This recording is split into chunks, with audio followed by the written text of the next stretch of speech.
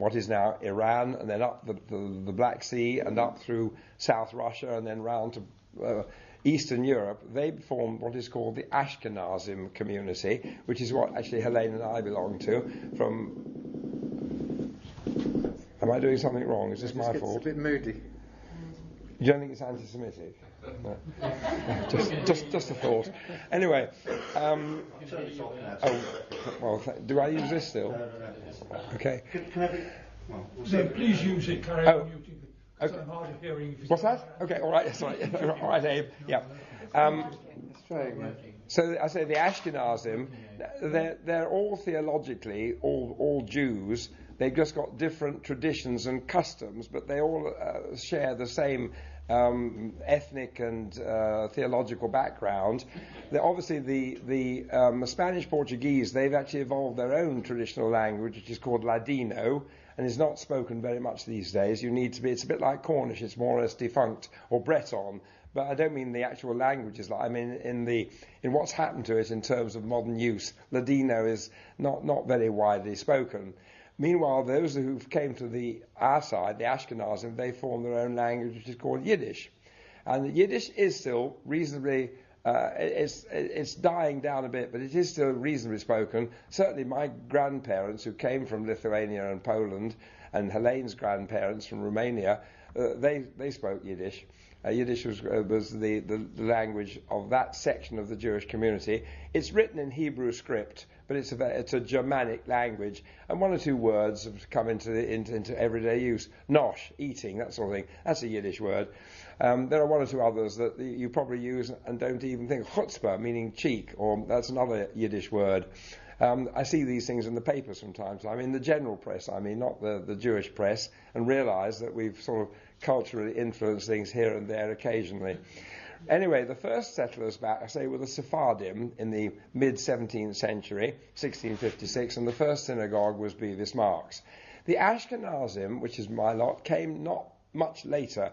My ancestors were living in Britain by 1670, 1680. There's a signature on a document for purchasing land for the first Ashkenazi synagogue, which was built in 1702 in Duke's Place in Aldgate. And one of my ancestors, his signature is on the document. So I know he was here about 1770, 1780. He came from Lithuania or Poland, I don't know precisely where. The two sections of the Jewish community, the Ashkenazim and the Sephardim, were to some extent rivals, or more than to some extent. The Sephardim thought they were older and superior. Incidentally, they have names like Lombroso, Montefiore, Makata, names that you've probably heard and not risen. There was a bishop in Birmingham, Montefiore. His family was Sephardi. He was actually converted on the playing fields of rugby, so the legend goes. But his family were all entirely Sephardi Jewish, and could trace their ancestry back to Livorno in Italy, about 1750, something of that sort. The Ashkenazim, I say, were the humbler brethren from the Eastern European stock. But they have numerically rather taken over. There are far more Ashkenazim in Britain than there are Sephardim. Throughout the 18th century, as the numbers slowly, there were about 3,000 Jews at 1700, and by 1800, perhaps 30,000. Numbers increased mostly by immigration coming into the country, to some extent by natural increase. Now, London was a difficult place for them because the guild system of employment controlled employment very rigidly, and they insisted on Saturday working. And if you're a traditional Orthodox Jew, Saturday working really wasn't possible. The problem for them was solved by migrating out of London. And in fact, if you can, I haven't got an illustration, but if you can envisage a map of England from, shall we say, somewhere like Norwich on the east coast, Norwich on the east, and then and King's Lynn and Ipswich, all going in, head yourself round Felixstowe and Tilbury, Dover, Folkestone, going round across the Kent coast, all the way down towards Cornwall, to Penzance and Land's End, the Costa Geriatrica, if you think about it. If you Jews settled all the way in various towns, little country towns, all around these things in the 18th century. They had a traditional way of life. They were hawkers and peddlers, and they hawked and peddled trinkets and small items of household wares and so forth. They would base themselves wherever they were. They would do their hawking and peddling through the week. They would come back Friday afternoon to have the Sabbath, which Jewish days incidentally start the night before, if you see what I mean. So Sabbath starts Friday night and finishes Saturday night. Sunset to sunset is the timing of a Jewish day. So they'd come back Friday afternoon. One of their members would have been deputed to stay behind an extra day, would prepare for Sabbath celebrations. They'd have a meal, they would have their religious services, they would have communal life and so forth. They would do no work, and as soon as 3 stars could be seen in the sky on a Saturday night, their Sabbath was out and they'd be off on their hawking and peddling. My own ancestors were part of all this group. They moved out of London and they settled in Falmouth and Penzance and Plymouth, the west, down in the bottom right-hand corner, somebody once called it, down Devon and Cornwall. And there are old cemeteries in those towns where my forebears, their remnants are. I found some of them, particularly Plymouth. Falmouth had a synagogue built by an ancestor of mine in 1807. It's now a shop. The present-day owner has been extremely cooperative about having certain things demonstrated in his shop that demonstrate it used to be a synagogue. And about, was it 12 years ago, Helen? I think about 12 years ago, there was a little ceremony which was attended by the mayor of Falmouth, and Helen and I were there, and also 2 of my sons, and a few others, and they gave the history of the community and said how the Falmouth Jewish community was very active, and this was the only remnant left of it, and it was really quite entertaining. We had quite an entertaining day out. It wasn't too bad weather either at that time of the year. I forget what time of the year it was now, but it was quite a pleasant day out. So my ancestors would be amongst this hawking and peddling group, and for 100 to 150 years. The problem was that the hawking and peddling way of life died out with the Industrial Revolution and with the growth of modern industrial manufacturing and so forth. And that these communities, they still exist here and there. Actually, the Cornish community has been revived recently. There's a small groups of people living near Falmouth and Penzance who still get together at the major Jewish festivals and this sort of thing. But broadly speaking, those communities have died down a great deal. And the bigger cities, Liverpool, Manchester, Leeds, Glasgow, Birmingham to some extent, have taken over. And this is and London, of course, and where the Jews have settled in larger numbers. Birmingham is a slight historical paradox. For some reason, although it's become the second city in size, its Jewish community has always been relatively small. Nobody is quite certain why that should be. There have been all sorts of theories, but nobody can be quite certain why this should be the case. Nevertheless, the Birmingham community does go back to the early 18th century. My ancestors, no, they weren't there in the early 18th century.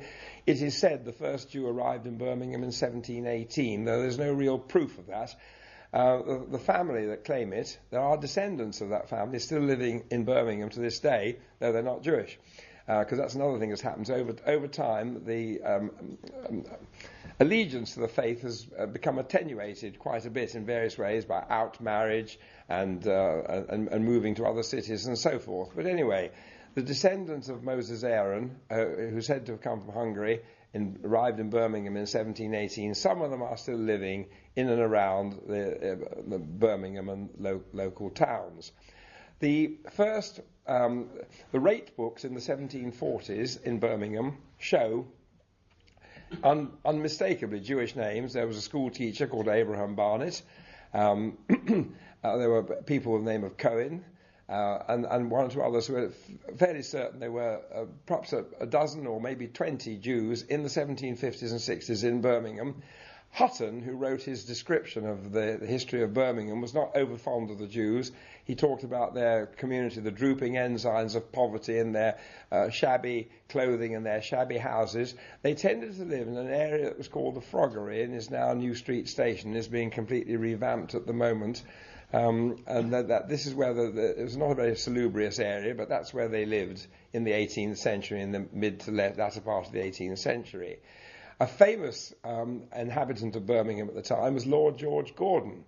Now, Lord George Gordon, as the name implies, of course, came from the Scottish family of Gordons. He was a convert to Judaism, something like my great-grandmother, only a century before her, He was a very eccentric man. The rabbinic authorities in London would not handle the trade. They were frightened of his political reputation, with some justification. Birmingham was a bit less fussy, and he was received into the community by Rabbi Isaiah Phillips and became a very orthodox member. When the Gordon riots happened and all the trouble of that sort of thing, he had to leave Birmingham. He was taken to Newgate Jail, where he died in 1795. He was very, very upset because he was forced to travel on the Sabbath, which, of course, if you're an Orthodox Jew, is against the rules. So Lord George Gordon was quite a charismatic figure. My late first wife had ancestors whose name was Gordon. They were no connection whatsoever of Lord George Gordon. They came from the Polish town of Grodno, and Gordon was a corruption of that name, and it was easier to pronounce than Grodno.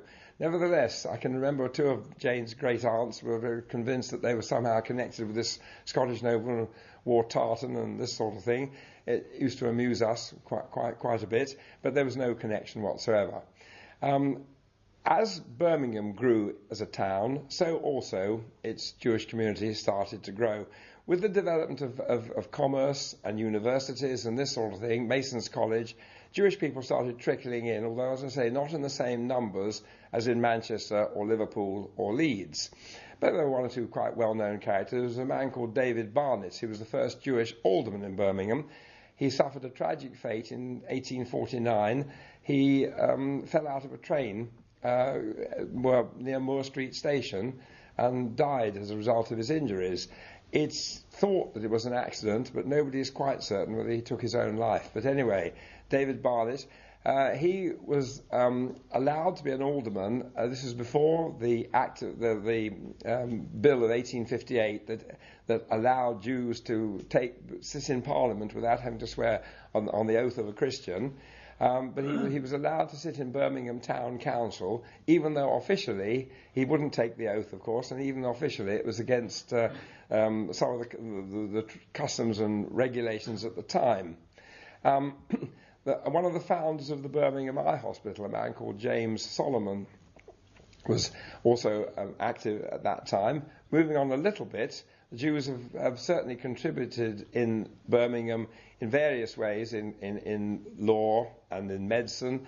The first professor of cardiology, Professor J.G. Emanuel, he was born in Birmingham. His father was one of the ministers at Singers Hill Synagogue, which is the oldest extant synagogue in the town.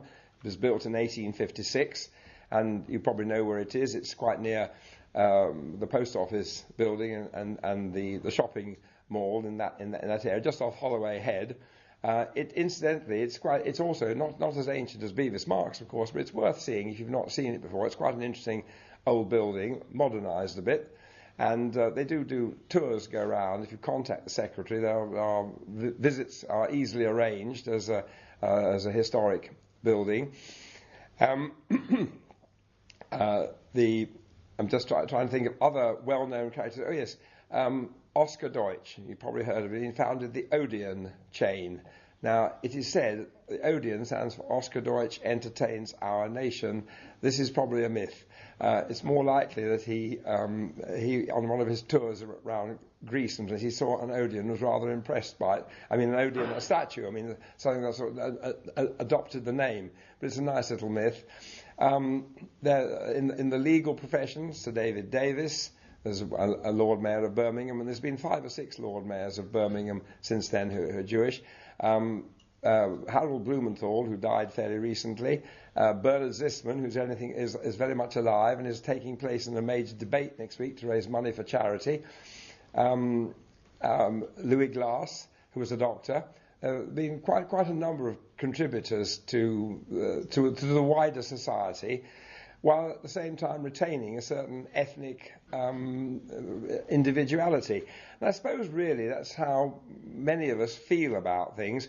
We feel that we are very much part of the whole wider community and would not wish to be any other, but we have our own sort of ethnic wrinkles, I suppose we're describing it. I actually go to synagogue quite often, not out of any sense of religious duty or faith, but if only to help get 10 adult males together, because for those who it does matter, you need the quorum, the so-called a minyan, and I'm happy to make up that and help out where needed, even though it doesn't do me any harm. And if my fellow Jewish believers who believe more than me feel that it helps them, well, that's fine by me. And there are many of us who have these sorts of approaches toward the way which Jewishness is enacted. And one thing, actually, it is quite interesting in my view about Judaism is, to some extent, it doesn't really care what you believe. It's much more interested in what you do. And we have absolutely no theology of an afterlife. If someone says, what do Jews believe, what happens when you die, we haven't the first idea. And I mean, you can ask any rabbi that. It's not just a somewhat non-religious person like me telling you that. It's enshrined within the faith. Somehow there is an idea that something, but as to what, we have no idea whatsoever. And to be quite honest, we don't really care. We're much more interested in what we're doing here than anything else. So in that sense, I suppose we share some of the reasons why you people are here tonight in that sense.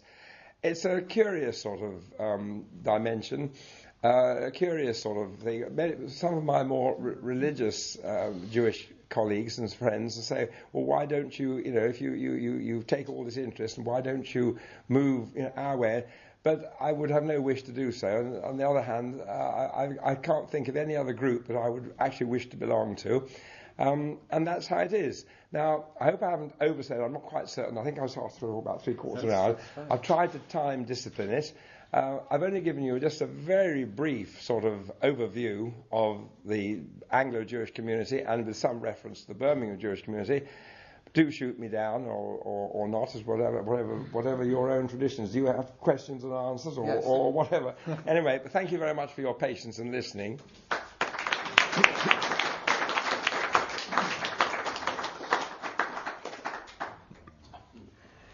Thank you very much. We'll have the questions after a little break. Can you see if you can get that working? Is it possible? Yes. All right, we'll try that. Is it not working? No, it's not working. I'll just make the announcements.